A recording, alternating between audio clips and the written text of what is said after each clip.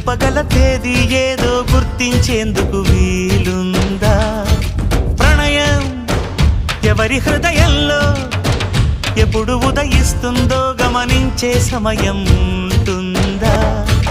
ప్రేమంటే ఏమంటే చెప్పేసి మాటుంటే ఆ మాటకి తెలిసేనా ప్రేమంటే? అది చరితలు సైతం చదవని వైనం, కవితలు సైతం పలకని భావం, సరిగమలెరుగని మధురిమ ప్రేమంటే. దరిదాటి ఉరకలు వేసే ఏ నదికైనా తెలిసిందా